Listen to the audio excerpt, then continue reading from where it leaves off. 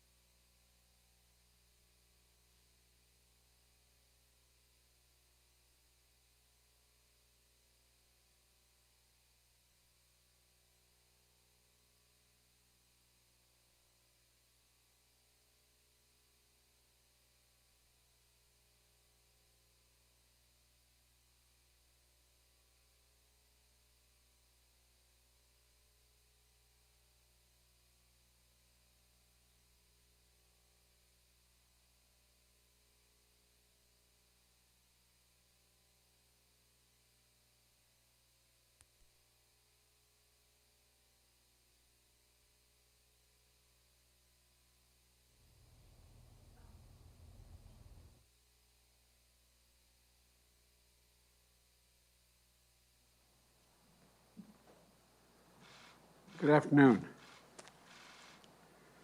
I just had an opportunity to catch up with two small business owners I met on the road in the last couple weeks.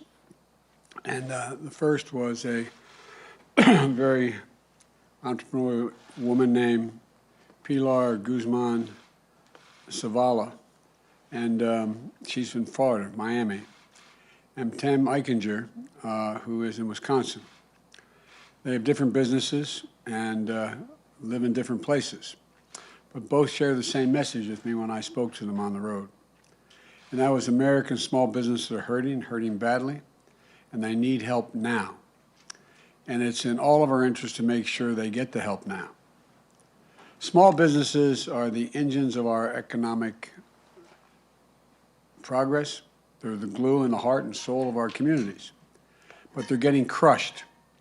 Since the beginning of this pandemic, 400,000 small businesses have closed, 400,000, and millions more are hanging by a thread. It's hurting Black, Latino, and Asian American communities the hardest. Walk down any main street and you see it. Empty storefronts, goodbye signs hanging in the windows. Maybe it's the pizza place you used to take your family to dinner, or the hardware store that always had the tool you needed.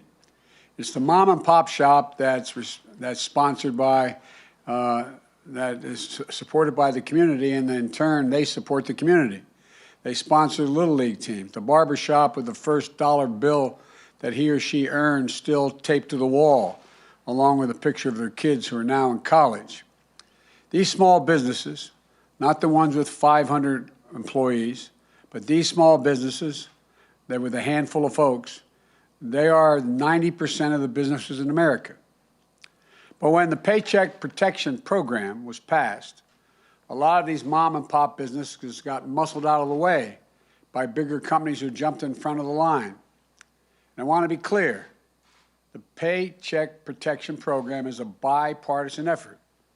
Democrats and Republicans helped pass it.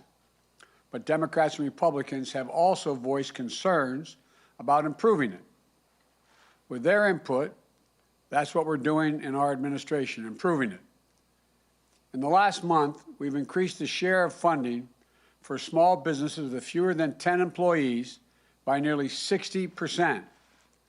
For businesses in rural communities, the share of funding is up nearly 30% since we came to office. And the share of funding distributed through banks that traditionally help minority-owned businesses is up more than 40%. And today, I'm announcing additional changes to the PPP program that will make sure we look out for the mom and pop businesses even more than we already have. As I explained to Pilar and Tim, the two small business people I spoke to, on Wednesday, the Small Business Administration is going to establish a 14-day exclusive PPP loan application period for businesses and nonprofits with fewer than 20 employees. People can go out and find how to get a hold of these loans. People can find out more at the SBA.gov. Small Business Administration will also remove barriers that have stopped many businesses from being able to apply for these loans. For example, we're making it so that a student loan default or a non-fraud related criminal record does not prohibit someone from applying for the program. We're also making it easier for those one-person businesses, like the home repair contractors, beauticians, small independent retailers, to secure forgivable PPP loans. At the same time, we're increasing access by increasing oversight. I invite any inspector general in this program with jurisdiction over this program to closely look at these loans and publicly report on any issues they uncover inconsistent with what I'm saying today. We will ensure every dollar is spent well. These changes will bring much needed, long overdue help to small businesses who really need help staying open, maintaining jobs, and making ends meet. And this is a starting point, not the ending point. We need Congress to pass my American Rescue Plan. It deals with the immediate crisis facing our small businesses. Now critics say the plan is too big. Let me ask them a rhetorical question. What would you have me cut? What would you leave out? The American Rescue Plan targets $50 billion to support the hardest hit small businesses after this program expires at the end of March. Would you not help invest in them? Would you let them continue to go under? Would you leave them out again, like the previous administration did? One of the things I've heard again and again from small business owners like Pilar and Tim is that knowing about support is one thing, gaining access to getting is another. That's why we proposed $175 million to bring community organizations in to serve as navigators who help them through this process of application. We would also establish a hotline with help available in multiple languages so folks can pick up a phone and get the help they need to stay open and serve their community. Again, the critics, it's too big. Should we stop spending money on them? Do we not want a return on the investment that we make in these businesses to be able to stay open and thrive and pay back? Why would we not want to make sure small businesses who lack teams of lawyers, bankers, and accountants have an advocate, someone they can rely on to direct them to help that's there for them now, will be there for them? The American Rescue Plan is a rescue plan for America's small businesses and America's mainstream businesses. And we need Congress to pass it right away. I'm grateful to the Senate and the House for moving so quickly. And I want to make it clear I'm prepared to hear ideas about how to make the American Rescue Plan better and cheaper. But we have to make clear who we're helping and who it would hurt. I always try to help people like Tim and Pilar and all the country's small businesses and families, the workers, the communities that depend on them to survive, recover, and grow. And it's my hope that as Democrats and Republicans who have backed the PPP program, that Democrats and Republicans will back the American Rescue Plan. The vast majority of the American people, more than 70% of the American people, including a majority of Republicans, want us to act based on all the polling data, act big and act quickly.